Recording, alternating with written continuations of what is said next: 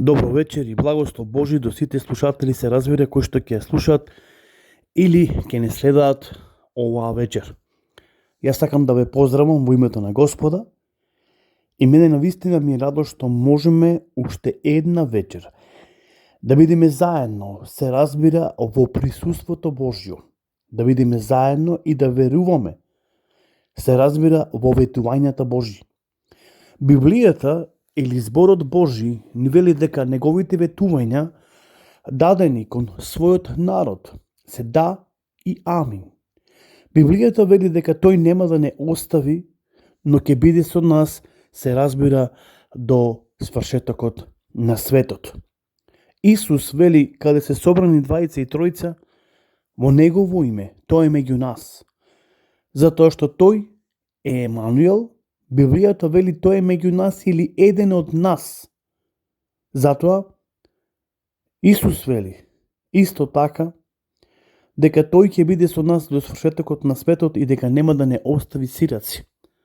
Каде и да одиме? Псалмистот Давид во своите псалми многу често пати го нагласува ова, става нагласок дека Господ е со него, дека Господ се бори за него, дека Господ е на негова страна, дека Господ е негова подкрепа и дека неговата милост секојдневно се излева врз неговиот живот. Без разлика во каква да е било ситуација, псалмистот Давид знаел, верувал, имал сигурностна вера дека Бог е секогаш со него. Всушност, псалмистот Давид ни дава во знаење дека решението за сите наши проблеми го има само Бог.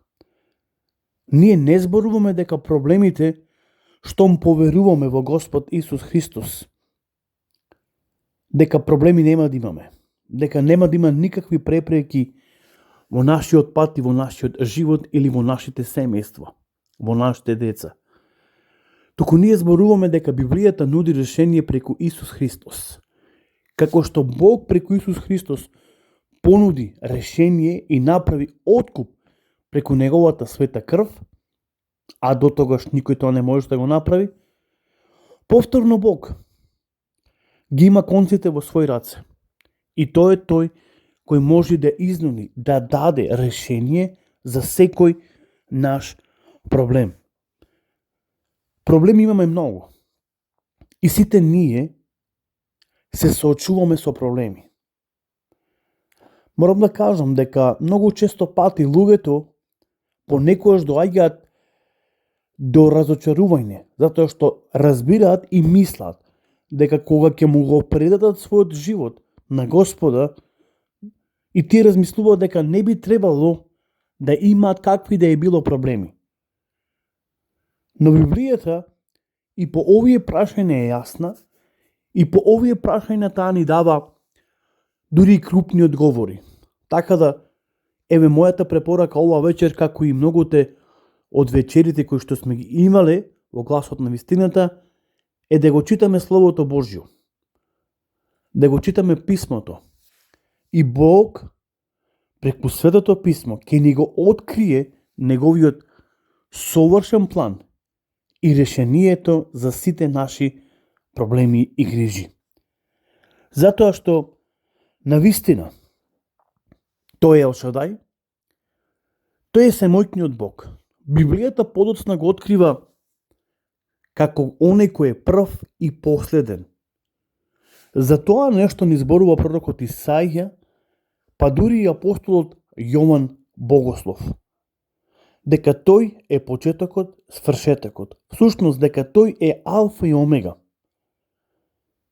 Во првата глава, во книгата Откровение, ни Библијата ни зборува за овие нешта.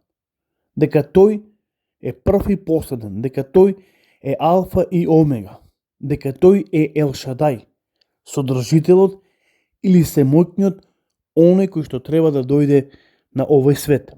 И затоа ние длабоко веруваме дека ние сме под Божја закрила, всушност Бог е тој кој не штити.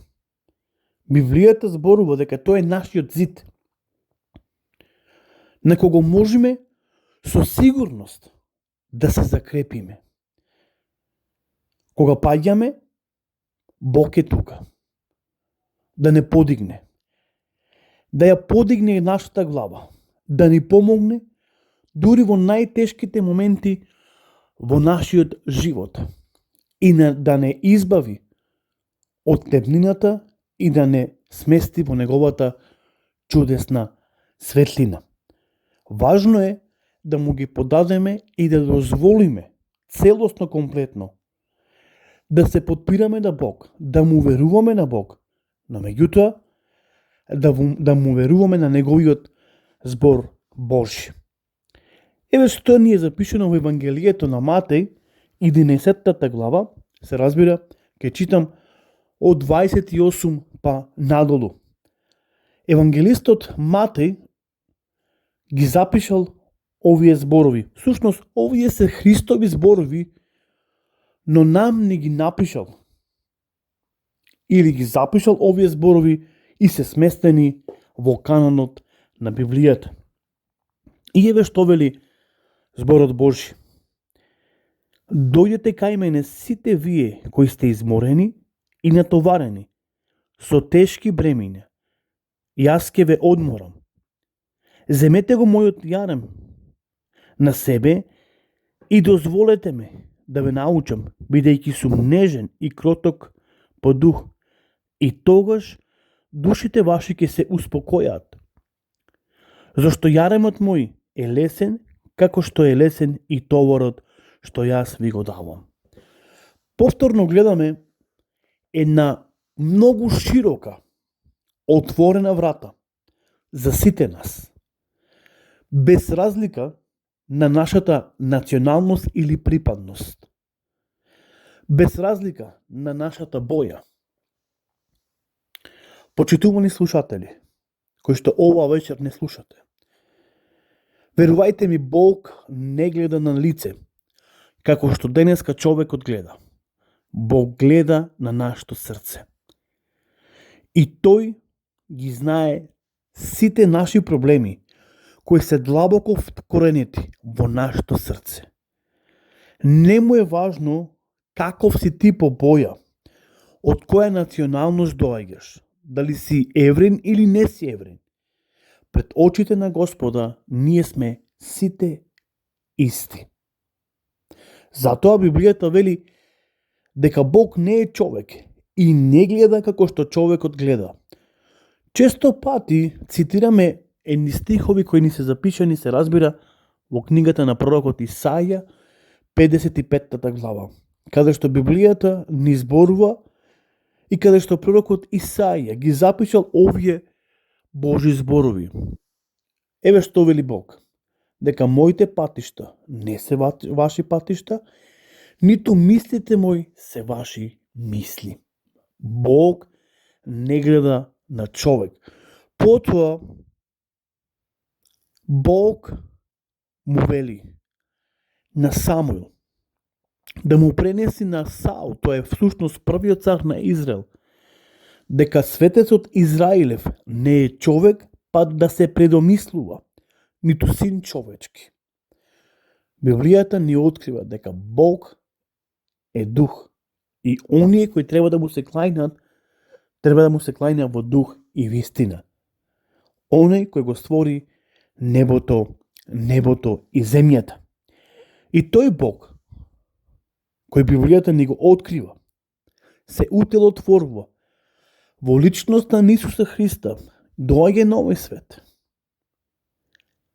И ни вели, дојдете кај мене сите вие кои сте изморени и натоварени.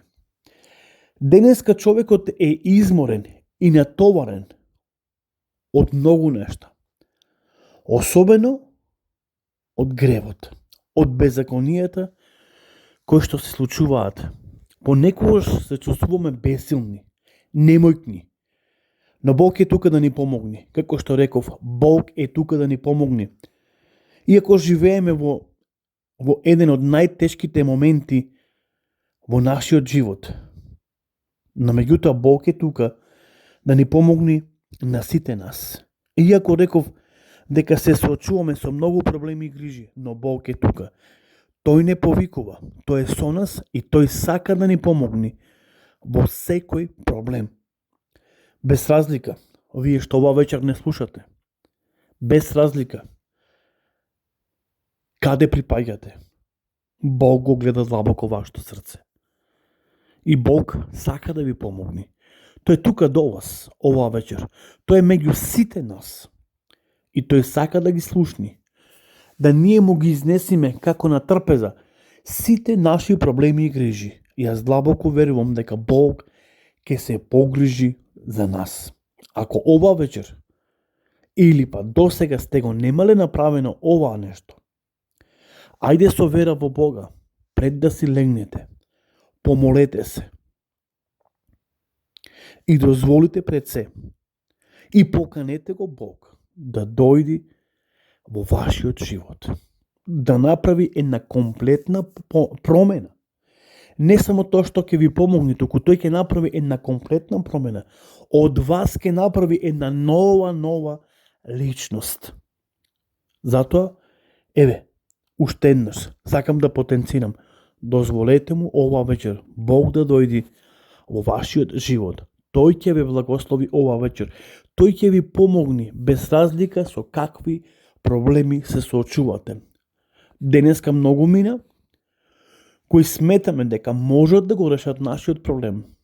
Често пати доаѓаме до ситуација кога ние се разочаруваме затоа што луѓето се откажуваат од одредени проблеми здравствени, медицината се откажува, докторите се откажуваат. Но Библијата зборува дека Бог никош не се откажува. Тој е тука секогаш да ни помогне. Дали оваа вечер имаш главоболка, леухемија, рак, тумор, дали ти откажуваат бубрезите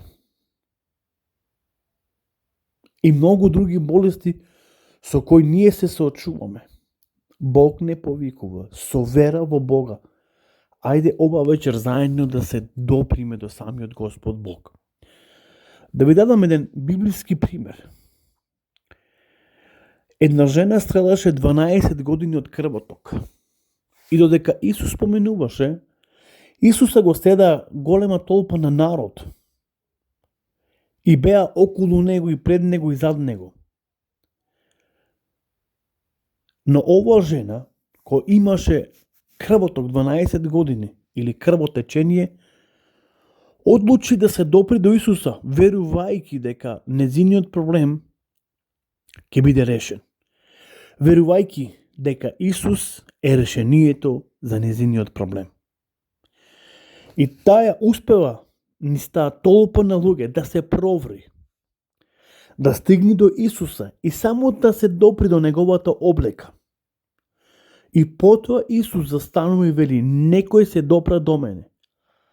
А се разбира и учениците беа сите околу него, покрај толпата на народ кој го следеше Исус, и се туркаа околу Исус,